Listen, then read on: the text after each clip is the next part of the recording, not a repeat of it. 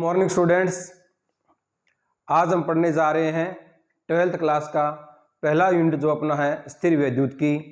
और इसके दो चैप्टर हैं, एक तो है स्थिर आवेश तथा क्षेत्र और दूसरा है विद्युत विभव तथा धारिता। ठीक है, चलिए स्टार्ट करते हैं। सबसे पहले बात करते हैं स्थिर वैद्युत की। किसकी? स्थिर वैद्युत की। तो स्थिर वैद्युत की क्या चीज होती है? स्थिर वैद्युत की के बारे में क्या है कि प्राचीन काल से ही क्या है कि कुछ वैज्ञानिकों ने अपनी अपनी राय रखी थी, कुछ खोज की थी। सबसे पहले जो वैज्ञानिक का नाम आता है वो आता है थेलस। किसका नाम आता है? थेलस। थेलस ने एक एम्बर नाम का कोई रेजिन था और उसको क्या है कि उसके द्वारा उसने कागज के छोटे छोटे टुकड़ों को ऊपर की ओर उठाया। एम्बर नाम का एक पदार्थ था। ठीक है, तो एम्बर नाम का पदार्थ था, उसको कागज को छोटे छोटे ऊपर की ओर उठाया। ठीक है, बाद में बहुत से सालों तक इसके बारे में कोई चर्चा नहीं हुई। ठीक है, और बाद में आते हैं इसमें जो गिलबर्ट है या बेंजामिन फ्रैंकलिन है, उन्होंने इलेक्ट्रोस्टैटिक्स को आगे और बढ़ाया। बात करें हम इलेक्ट्रोस्टैटिक्स की, यानी कि स्थिर वैद्युत की, तो स्थिर वैद्युत की के अंदर सबसे मेन जो बात यही है क्या कि स्थिर वैद्युत की के अंदर क्या है कि जो अध्ययन किया जाता है वो किसका अध्ययन किया जाता है? यहां पर सिर्फ और सिर्फ किसका अध्ययन किया जाता है? Study of electric charge at rest. मतलब क्या कि आवेशों का स्थिर अवस्था में अध्ययन। स्थिर अवस्था में अध्ययन, आवेशों का स्थिर अवस्था में अध्ययन। देखिए, ज्यादा इसके हिस्ट्री के बारे में अपने को जानना नहीं है। ठीक है, क्योंकि नए हिस्ट्री पर क्वेश्चन पूछे जाते हैं। अभी थेलेस ने क्या किया था, गिलबर्ट ने क्या किया था, इन चीजों के बारे में नए क्वेश्चन अपने बोर्ड एग्जाम में पूछेगा और नए आज तक कोई क्वेश्चन पूछे गए हैं। ठीक है, तो स्थिर वैद्युत की किसे कहते हैं कि भौतिक विज्ञान की वह शाखा जिसके अंतर्गत क्या है कि देखो नाम से स्पष्ट है क्या स्थिर वैद्युत की कि भौतिक विज्ञान की वह शाखा जिसके अंतर्गत स्थिर आवेशों का अध्ययन किया जाता है। किसका अध्ययन किया जाता है? स्थिर आवेशों का अध्ययन किया जाता है। क्या कहलाता है? स्थिर वैद्युत की कहलाता है। क्या कहलाता है? स्थिर वैद्युत की कहलाता है। ठीक है, अब इसके बाद में बात करते हैं। हाँ, कईयों के दिमाग में आ रहा होगा सर गतिमान अवस्था में आवेश हो तो, देखिए गतिमान अवस्था के अंदर हो तो फिर उसका अध्ययन हम करते हैं धारा वैद्युत में। किस में करते हैं उसका? धारा वैद्युत के अंदर। जो हमने क्या कि 10वीं क्लास के अंदर चैप्टर पढ़ा होगा धारा वाला, विद्युत धारा वाला। ठीक है, जिसमें आपने प्रतिरोध पढ़े थे, ठीक है, धारा की परिभाषा पढ़ी थी, विभव की परिभाषा पढ़ी थी। तो वो जो चीजें अध्ययन करते हैं वो किस में करते हैं? हम धारा वैद्युत। उसमें क्या होते हैं कि जो आवेश होते हैं ना वो गतिमान अवस्था में होते हैं। तभी हमने पढ़ा था आवेश प्रवाह की दर को हम क्या कहते हैं? विद्युत धारा कहते हैं। ठीक है, तो इस प्रकार से स्थिर आवेशों का अध्ययन क्या कहलाता है? स्थिर वैद्युत की कहलाता है। ठीक है, अब बात करते हैं स्थिर वैद्युत की। ये जो शब्द है जिसको हम क्या कह रहे हैं? इलेक्ट्रोस्टैटिक्स कह रहे हैं। क्या कह रहे हैं? इलेक्ट्रोस्टैटिक्स कह रहे हैं। इसकी उत्पत्ति कैसे होती है?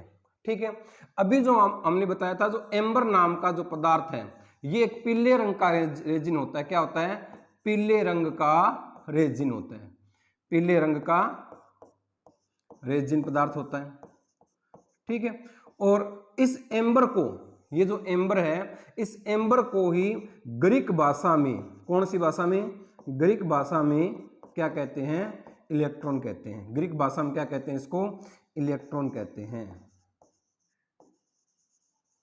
ठीक है, तो एम्बर को ग्रीक भाषा में इलेक्ट्रॉन कहते हैं। इलेक्ट्रॉन से ही क्या है कि इलेक्ट्रोस्टैटिक्स जो शब्द है इसकी उत्पत्ति होती है। ठीक है, एम्बर को ग्रीक भाषा में क्या कहते हैं? इलेक्ट्रॉन कहते हैं, और इलेक्ट्रॉन से इलेक्ट्रोस्टैटिक्स शब्द की क्या होती है? व्युत्पत्ति होती है। और इलेक्ट्रोस्टैटिक्स भौतिक विज्ञान की वह शाखा जिसके अंतर्गत स्थिर आवेशों का अध्ययन किया जाता है। क्या कहलाती है? स्थिर वैद्युत की कहलाती है। क्या अपने स्थिर विद्युत को दैनिक जीवन में भी हमने देखा है? तो हाँ जी हाँ, हमने दैनिक जीवन के अंदर भी क्या है कि स्थिर विद्युत को देखा है। ठीक है, देखा होगा क्या कि जो आसमानी जो बिजली होती है, बहुत ही बढ़िया एग्जांपल होता है स्थिर विद्युत का। जो आसमानी जो बिजली होती है, जो बारिश के टाइम में जो गिरती है, तो उस समय ये जो विद्युत है, जो आसमानी जो हम बिजली कहते हैं, बिजली गिर गई, ठीक है, तो वो जो बिजली होती है, ये सबसे बड़ा एग्जांपल होता है किसका? स्थिर विद्युत का। किसका? स्थिर विद्युत का या स्थिर आवेशों का। ठीक है, तो ये कैसे उत्पन्न होती है? ये उत्पन्न होती है बादलों के अंदर आपस में क्या होता है कि घर्षण होता है, और उस घर्षण के द्वारा बहुत ही ज्यादा मात्रा के अंदर क्या हो जाता है कि आवेशों का संघनन हो जाता है, और जैसे ही नीचे कोई चीज वस्तु होती है उसको आकर्षित कर लेती है, तो क्या होता है कि इसके ऊपर क्या जो विद्युत है वो क्या है कि नीचे की ओर गिर जाती है। तभी तो हमने देखा होगा कि जो टावर्स वगैरह होते हैं उनके ऊपर क्या होती है कि एक लोहे की या धातु की रोड लगी होती है। जो बिल्डिंग्स होती है उसके ऊपर भी इस प्रकार से लोहे की रोड लगी होती है। कार के ऊपर आपने देखा होगा कि एक क्या होती है, एंटीना होती है। जैसे कार है, कार के ऊपर आपने देखी होगी इस प्रकार से एंटीना। कार कुछ मैंने ऐसे ही बनाई है, ठीक है, जर्नल। हाँ, तो इसके ऊपर एंटीना होती है। तो ये एंटीना क्या करती है कि जैसे ही जो क्या है कि तड़ती विद्युत गिरती है तो उसको अब्जॉर्ब कर लेती है, और वो करंट किसको दे देती है? सारा धरती को दे देती है। बहुत ही बढ़िया एग्जांपल होता है किसका? ये स्थिर विद्युत का, स्थिर आवेशों का।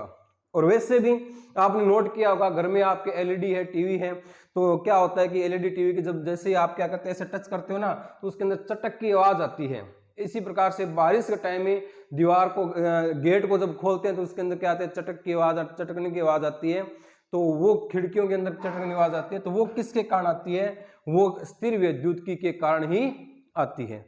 ठीक है, इसी प्रकार से सर्दियों के टाइम में हम जब रिजाई लेते हैं तो उसके अंदर भी आपको देखा होगा, आपने बचपन में ये पंगे किए होंगे कि अपने टांगों को इधर उधर मारा होगा, तो देखा होगा कि उसके अंदर क्या है कि जो लाइट सी उत्पन्न होती है, तो वो लाइट जो उत्पन्न होती है, जो चमक सी उत्पन्न होती है, वो भी किसके कारण उत्पन्न होती है? वो भी स्थिर विद्युत के कारण ही उत्पन्न होती है, यानी कि स्थिर आवेशों के कारण ही उत्पन्न होती है। ठीक है, इसी प्रकार से यदि हम एक दो एग्जांपल यहाँ पर और लें तो क्या है कि जैसे आपके सामने ये क्या है कि एक बिल्ली दिखा रखी है, इसको आवेश कर दिया, आवेशित कर दिया, तो क्या है कि इसके ऊपर क्या है कि कागज के जो टुकड़े हैं वो इसके ऊपर चिपक के, ठीक है। इसी प्रकार से हमने देखा होगा बचपन के अंदर क्या है कि जब सर के ऊपर पेन को रगड़ने के बाद में कागज के छोटे छोटे टुकड़ों को अपने उठाया होगा। क्यों? क्योंकि जो पेन होता है, मान लीजिए पेन है, इसको सर के ऊपर रगड़े ना, तो उसके बाद में क्या होता है, ये आवेशित हो जाता है। ठीक है, आवेशित हो गया, मान लीजिए इसके ऊपर क्या है कि नेगेटिव चार्ज है, तो ये कागज के छोटे छोटे टुकड़ों को अपनी ओर क्या करता है? आकर्षित करता है। ठीक है, इसी प्रकार से यहाँ पर नीचे दिखा रखी है, अपने एक बिल्ली दिखा रखी, दिख रहा है, बड़ा सा बिलोड है ना। ठीक है, इसी प्रकार से क्या है कि ये आवेशित एक ग्लोब है, और इसके ऊपर जैसे ही इस लड़के ने क्या है कि अपना हाथ रखा तो ये चार्ज हो गई। ठीक है, चार्ज होने का मतलब ये है कि इसके जो बाल है, ये देखो कि बाल है कि इस प्रकार से क्या है कि खड़े हो गए ना, ऐसे करंट लगने के ऊपर रोंगटे खड़े हो जाते हैं, तो इसके भी क्या है इसी प्रकार से क्या है कि बाल खड़े हो गए। तो ये क्या है कि बेसिक एग्जांपल हम देखते हैं अपने दैनिक जीवन के अंदर इलेक्ट्रोस्टैटिक्स के। ठीक है जी, अब उसके बाद एक बात करते हैं तो इलेक्ट्रोस्टैटिक्स, हाँ जी, बात करी हमने कि इलेक्ट्रोस्टैटिक किसे कहते हैं, इसकी खोज कैसे हुई थी।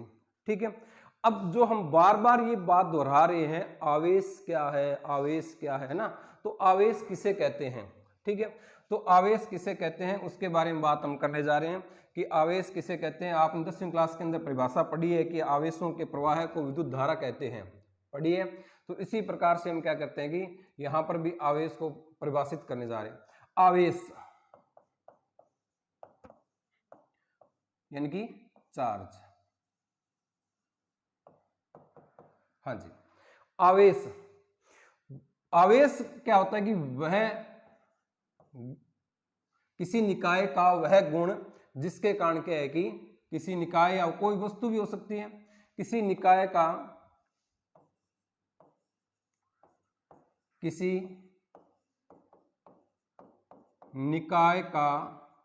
वह गुण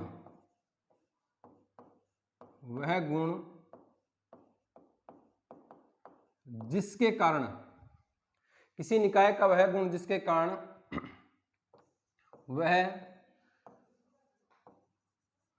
विद्युत चुंबकीय, कौन से गुण? विद्युत चुंबकीय गुण प्रदर्शित करता है। कौन से गुण प्रदर्शित करता है? विद्युत चुंबकीय गुण प्रदर्शित करता है। क्या कहलाता है? आवेश कहलाता है। ठीक है, किसी निकाय का वह गुण जिसके कारण वह विद्युत चुंबकीय गुण प्रदर्शित करता है, क्या कहलाता है? आवेश कहलाता है। ठीक है, आवेश के दो प्रकार होते हैं। कितने प्रकार होते हैं? दो प्रकार होते हैं। और दो प्रकार कौन कौन से होते हैं?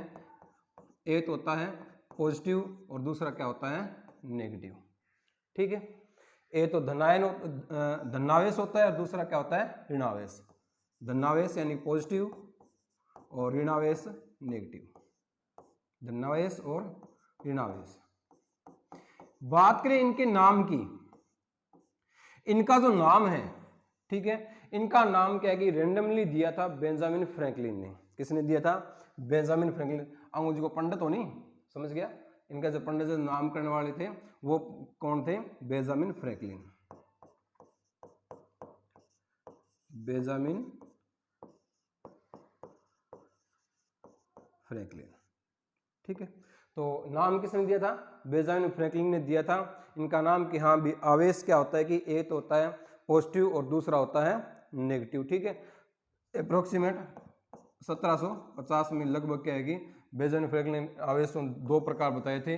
आवेश क्या होते हैं? एक तो पॉजिटिव होता है, दूसरा नेगेटिव होता है। तीसरे प्रकार का कोई आवेश नहीं होता। ठीक है, फिर एक इंपॉर्टेंट चीज यहां पर क्या आती है? इंपॉर्टेंट चीज या परिभाषा ये आती है कि आवेशों का वह गुण, आवेशों का वह गुण जो उनमें विभेद करता है,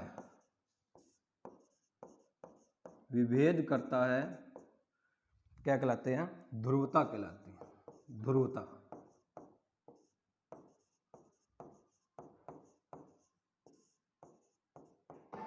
ठीक है, आवेशों का वह गुण जो उनमें क्या करता है? विभेद करता है, यानी कि डिफरेंस बताता है। डिफरेंस बताता है उसको हम क्या कहते हैं? ध्रुवता कहते हैं, पोलरिटी कहा जाता है।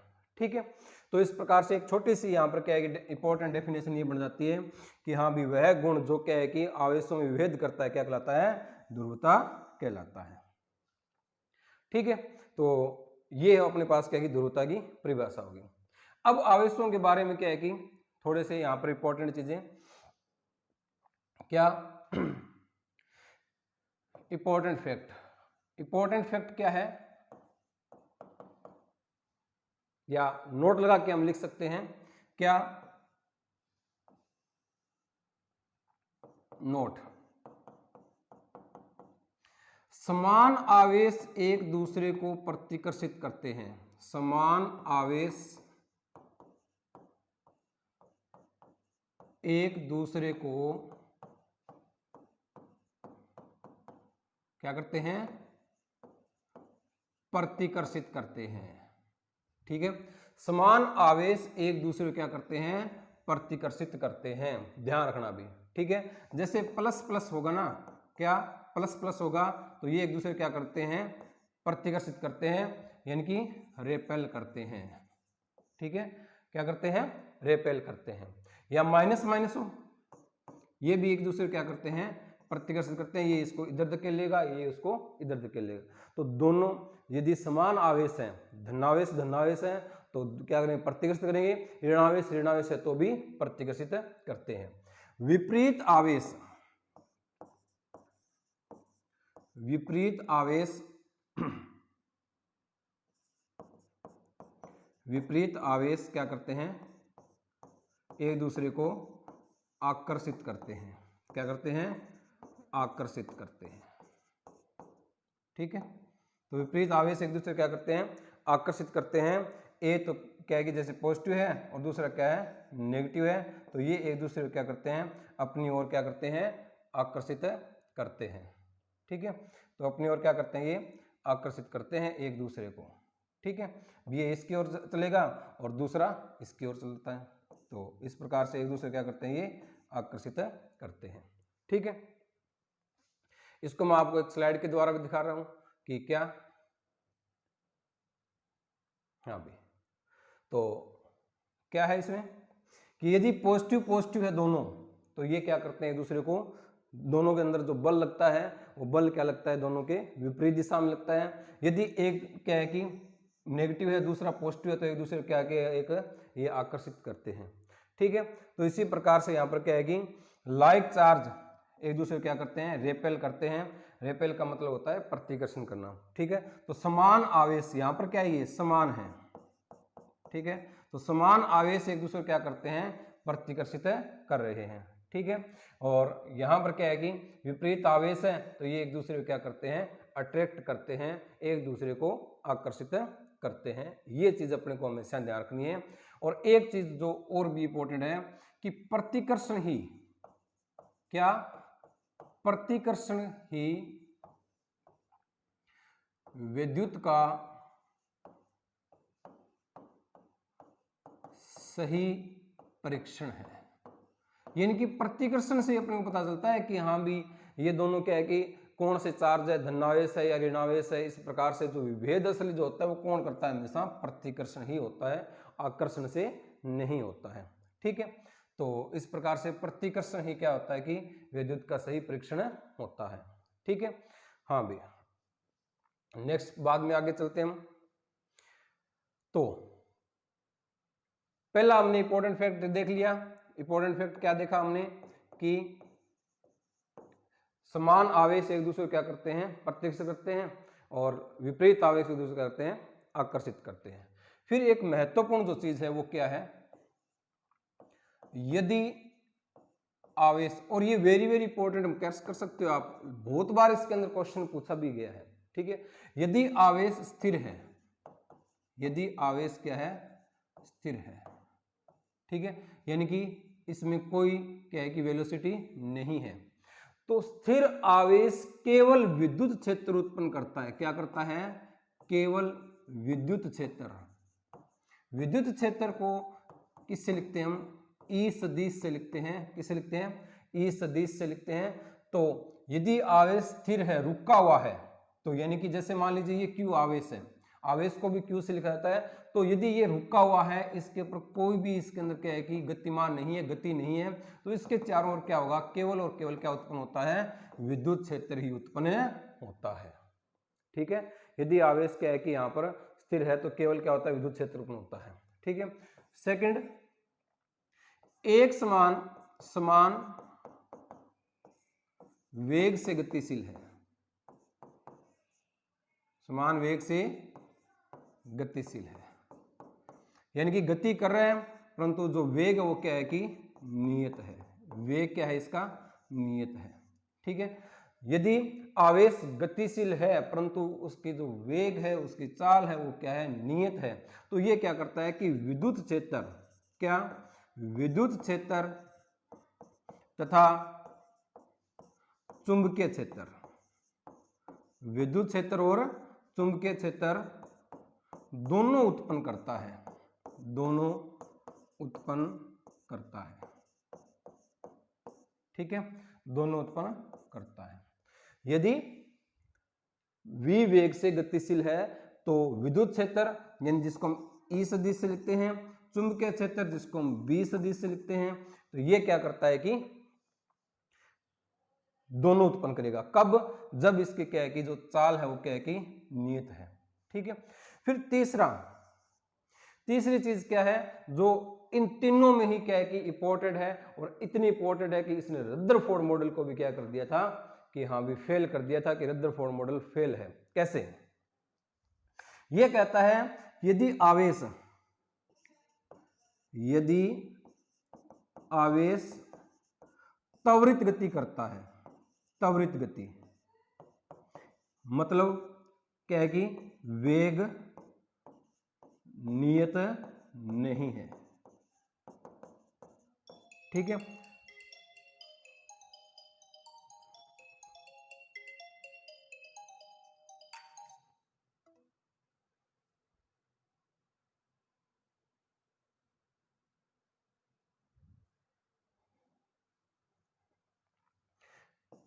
त्वरित गति करता है यानी वेग नियत नहीं है, तो v not is equal to क्या है कि नियत। नियत का मतलब कांस्टेंट नहीं है, ठीक है। तो वेग जब कांस्टेंट नहीं है तब क्या क्या होता है, तब ये होता है कि यदि आवेश त्वरित गति कर रहा है और वेग क्या है कि नियत नहीं है यानी त्वरित गति कर रहा है, तब यह क्या करता है कि विद्युत क्षेत्र यानी कि E सदिश तथा चुंबकीय क्षेत्र B सदिश, और इसके साथ साथ क्या करता है, जो इंपॉर्टेंट चीज ये है कि ये क्या करता है कि विकिरण ऊर्जा का, किसका, विकिरण ऊर्जा का भी उत्सर्जन करता है।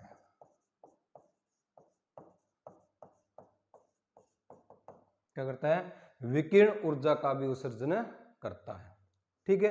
तो यदि आवेश क्या है कि त्वरित गति करता है और तो क्या करता है कि ये विद्युत क्षेत्र, चुंबकीय क्षेत्र और साथ साथ में क्या करता है कि ऊर्जा का विद्युत चुंबकीय तरंगों के रूप में क्या करता है, उत्सर्जन करता है। और यही वो कारण था जिसने रदरफोर्ड मॉडल को क्या कर दिया था, फेल कर दिया था। और उसने ये बताया था कि हाँ जैसे कोई क्या क्या कहा था इसने कि जो अपने पास नाभिक है, नाभिक के चारों ओर इलेक्ट्रॉन जो है गति करता है, जब कोई भी कण वर्तीय पथ पर गति करता है तो उसकी गति सदैव त्वरित गति मानी जाती है।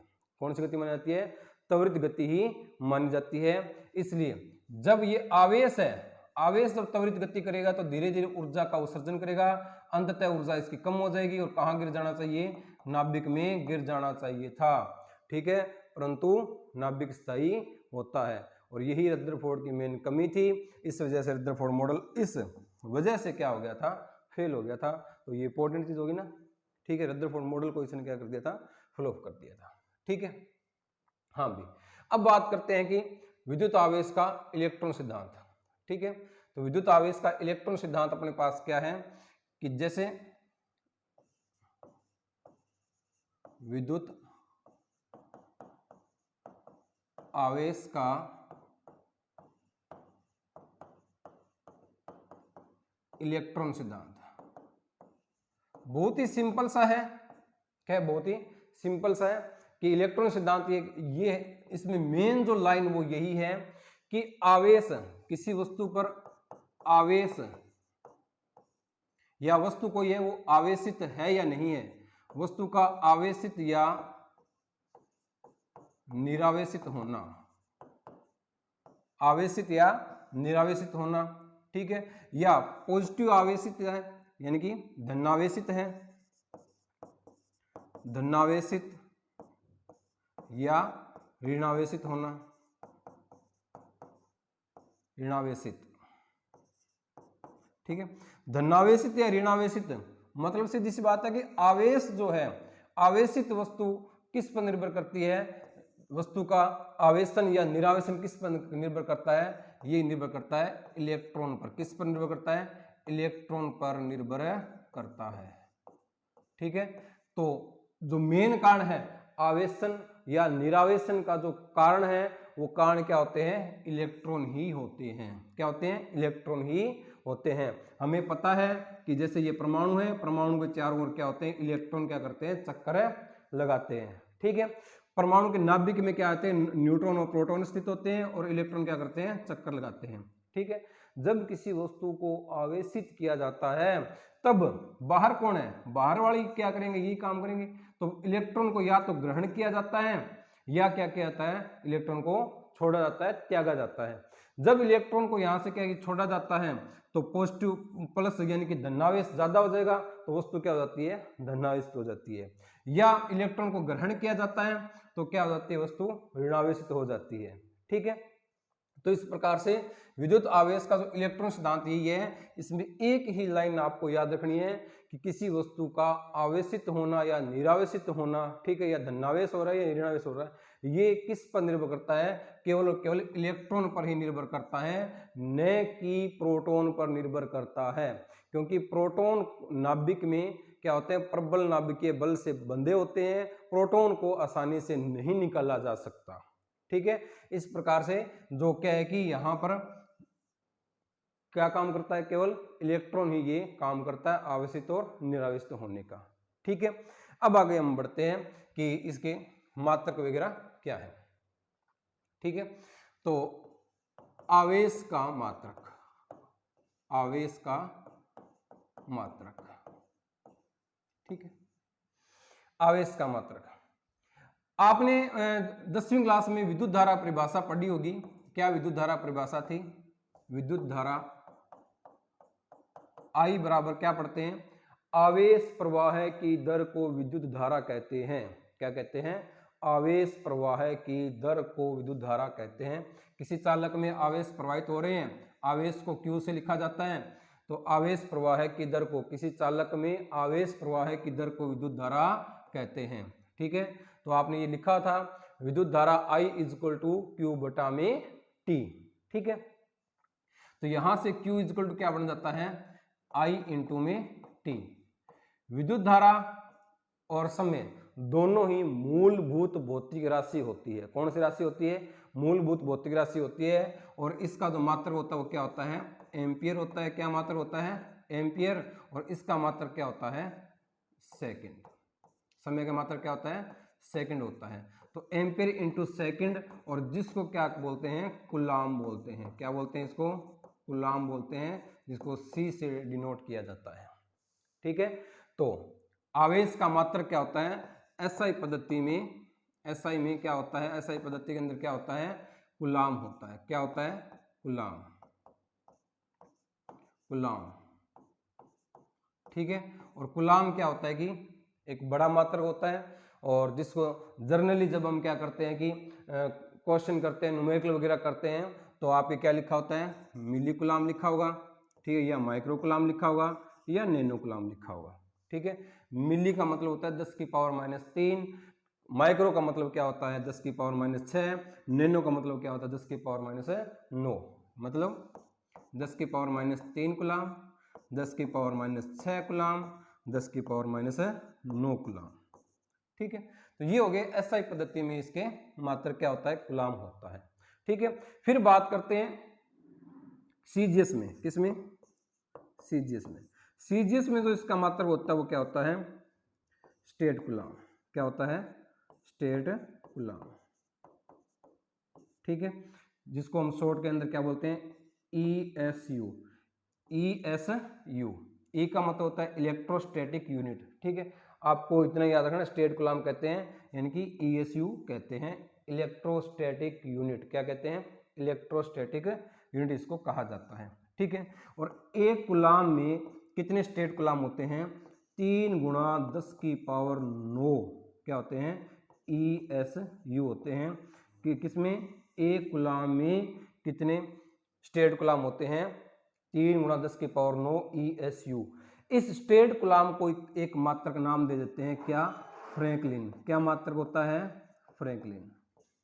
ठीक है, तो आवेश का सबसे छोटा मात्रक क्या होता है, फ्रैंकलिन होता है। तो ये बेंजामिन फ्रैंकलिन के सम्मान में रख दिया, मात्रक का नाम क्या रख दिया, फ्रैंकलिन रख दिया। आवेश का सबसे बड़ा मात्रक कौन सा?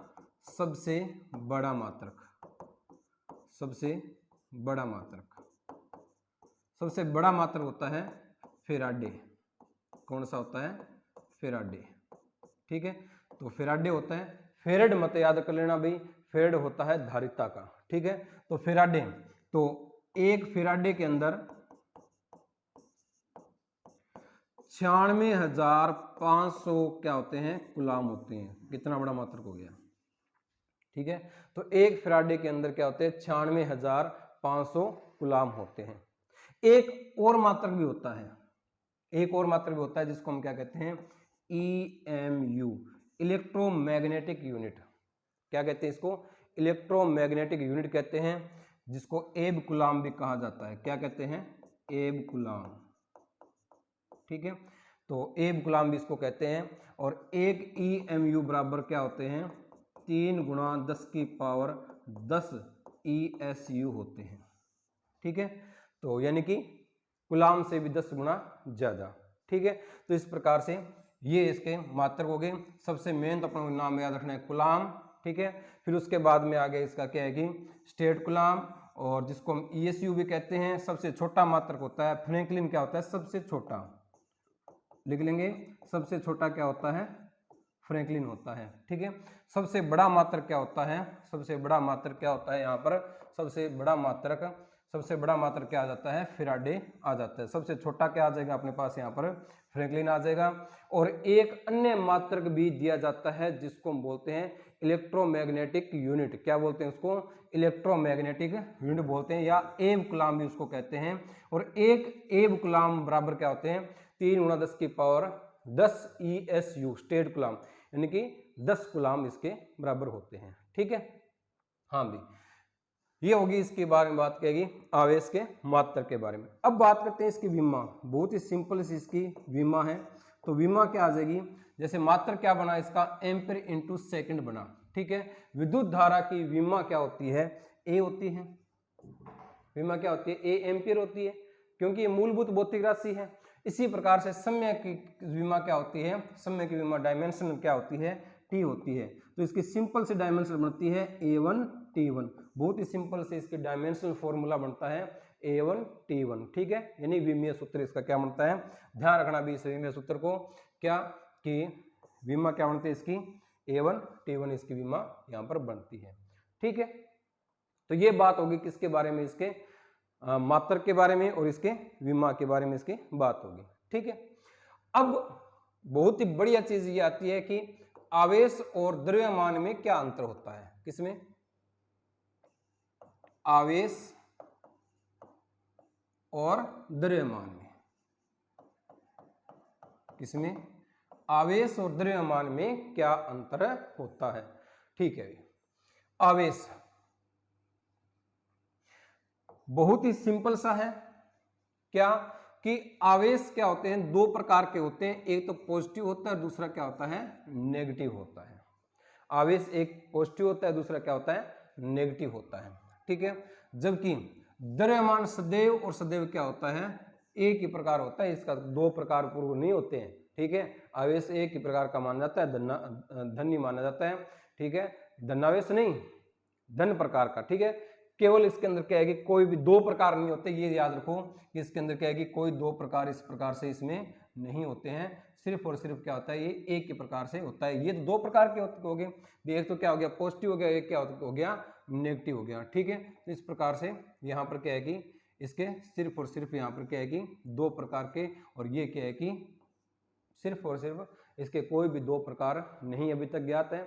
सिर्फ ये क्या माना जाता है, एक प्रकार से इसको हम क्या मानेंगे, इसको सिर्फ पॉजिटिव ही मानते हैं द्रव्यमान, ठीक है। फिर क्या है कि दूसरा क्या होता है कि आवेश जो होता है, आवेश वेग पर निर्भर नहीं करता है, वेग पर निर्भर, आवेश किस पर निर्भर नहीं करता है, वेग पर निर्भर नहीं करता है, ठीक है, निर्भर नहीं करता है।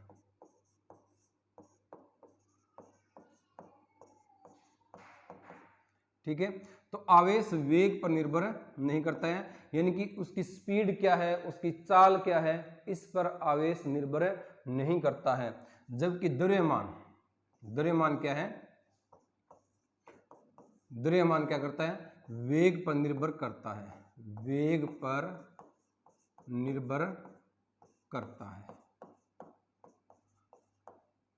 ठीक है। किस पर निर्भर करता है, वेग पर निर्भर करता है। आइंस्टीन ने यह सूत्र दिया था कि m इक्वल टू, किसने, आइंस्टीन ने, हाँ जी, किसने दिया था, आइंस्टीन ने फॉर्मूला दिया था, सापेक्षता के सिद्धांत के अनुसार किसी द्रव्यमान का जो मान है वेग पर किस प्रकार निर्भर करता है, ऐसे करता है कि m equal to m naught 1 minus क्या है कि यहाँ पर v² अपॉन में c², ठीक है। m नोट होता है स्थिर द्रव्यमान, स्थिर अवस्था में कह सकते हो, स्थिर अवस्था में द्रव्यमान, ठीक है। और ये हो जाएगा इसके अंदर क्या है कि जब गतिमान अवस्था में या जो भी अपन क्रिया करें उसके अकॉर्डिंग द्रव्यमान होता है m होता है। तो द्रव्यमान का जो मान होता है वो वेग पर इस समीकरण के अकॉर्डिंग क्या करता है, निर्भर करता है, ठीक है। यदि यहां पर क्या है कि आवेश दो प्रकार के हैं, एक पॉजिटिव है, दूसरा क्या है अपने पास नेगेटिव है। तो एक पॉजिटिव है और दूसरा क्या है नेगेटिव है। तो अपने पास क्या आ जाएगा यहाँ पर कि इन दोनों में आकर्षण होता है, प्रतिकर्षण होता है। इनमें आकर्षण और प्रतिकर्षण दोनों होते हैं ना, कि दो प्रकार के हैं, आकर्षण प्रतिकर्षण दोनों होते हैं। जबकि द्रव्यमान में केवल और केवल क्या होता है, केवल और केवल क्या होता है, आकर्षण ही होता है। द्रव्यमानों में क्या होता है, केवल और केवल आकर्षण ही होता है। ये अपने को ध्यान रखना है, क्योंकि हमने अभी पढ़ा कि समान आवेश एक दूसरे क्या करते हैं, प्रतिकर्षित करते हैं, और विपरीत आवेश एक दूसरे क्या करते हैं, आकर्षित करते हैं। ठीक है। फिर उसके बाद में चौथा जो इंपॉर्टेंट चीज है कि आवेश क्वांटीकृत है। आवेश क्या है, क्वांटीकृत है। पढ़ेंगे हम क्वांटीकरण के बारे में, आवेशों के गुण है ये, आवेश क्वांटीकृत होता है। तो आवेश क्वांटीकृत राशि है, आवेश क्या है, क्वांटीकृत राशि है। जबकि द्रव्यमान का क्वांटीकरण अभी ज्ञात नहीं हुआ है। क्वांटीकरण ज्ञात नहीं है। ठीक है। तो इसको क्वांटीकृत नहीं कर सकते, जबकि आवेश का क्वांटीकरण किया जा सकता है, आवेश क्वांटीकृत ही होता है। ठीक है। तो इस प्रकार से ये इसके गुण होंगे। हाँ, एक चीज और है, बिना द्रव्यमान के आवेश का अस्तित्व नहीं होता। इंपॉर्टेंट चीज है, अस्तित्व नहीं होता। जबकि द्रव्यमान उदासीन हो सकता है, यानी कि बिना आवेश के रह सकता है, उदासीन हो सकता है। ठीक है। तो इस प्रकार से बिना द्रव्यमान के आवेश का कोई अस्तित्व नहीं है, यानी कि यदि वह आवेशित है तो क्या होगा, उसमें द्रव्यमान अवश्य ही होगा। सबसे छोटा जो आवेश होता है वो होता है इलेक्ट्रॉन का आवेश। क्या होता है, इलेक्ट्रॉन का आवेश, और उसी को कहते हैं आवेश का क्वांटा या क्वांटीकरण। ठीक है। और इलेक्ट्रॉन पर हमें पता है इलेक्ट्रॉन का मास ऑफ इलेक्ट्रॉन कितना होता है, अभी कितना होता है, 9.1 गुणा 10 की पावर माइनस 31 किलोग्राम। ठीक है। तो कितना होता है इलेक्ट्रॉन का द्रव्यमान, कितना होता है, कितना होता है जी, 9.1 गुणा 10 की पावर माइनस 31 किलोग्राम। अब सबसे छोटा आवेश यही होता है, इसका द्रव्यमान होता है कितना, 9.1 गुणा 10 की पावर माइनस 31 किलोग्राम। तो बिना द्रव्यमान के आवेश का अस्तित्व नहीं होता है। ठीक है। हाँ, क्या ऐसे कण भी है क्या जिनका द्रव्यमान नहीं होता, विराम द्रव्यमान शून्य होता है? तो हम कह सकते हैं जी हाँ, ऐसे कण भी है जिनका विराम द्रव्यमान क्या होता है, शून्य होता है। ठीक है। और वो दो कण कौन से हैं यहाँ पर, वो दो कण कौन से हैं, विराम द्रव्यमान क्या होता है, शून्य होता है, और क्या होते हैं, हाँ भाई, तो ऐसे भी कण होते हैं जिनका विराम द्रव्यमान क्या होता है, विराम द्रव्यमान शून्य है। हाँ जी, प्रकृति में ऐसे भी कण हैं जैसे फोटोन, क्या होता है, फोटोन, प्रकाश के क्वांटा को फोटोन कहा जाता है। तो फोटोन का विराम द्रव्यमान शून्य होता है, और एक होता है न्यूट्रिनो कण, न्यूट्रिनो कण। और भी हो सकते हैं, ड्राइव हो सकते हैं, खोजें हो सकती है, होती रहती है, आपको पता है साइंस के अंदर। तो फिलहाल अपने दो ध्यान में रखना है, फोटोन और न्यूट्रिनो कण, दो ऐसे कण होते हैं जिनका विराम द्रव्यमान शून्य होता है, आवेश रहित होते हैं, आवेश भी नहीं होता है और विराम द्रव्यमान भी इनका शून्य होता है। ठीक है। तो ये हमने क्या है कि बहुत ही बेसिक बातें क्या है कि यहाँ पर पढ़ी, किसके बारे में, आवेश के बारे में यहाँ पर हमने पढ़ा। ठीक है। तो कल अगली क्लास के अंदर हम पढ़ेंगे कि आवेशों के गुण क्या हैं। ठीक है। और आवेश वस्तु को आवेशित किस प्रकार से किया जाता है, और कूलाम का नियम क्या है, तो वो हम नेक्स्ट क्लास के अंदर पढ़ते हैं। तब तक जय हिंद, जय भारत।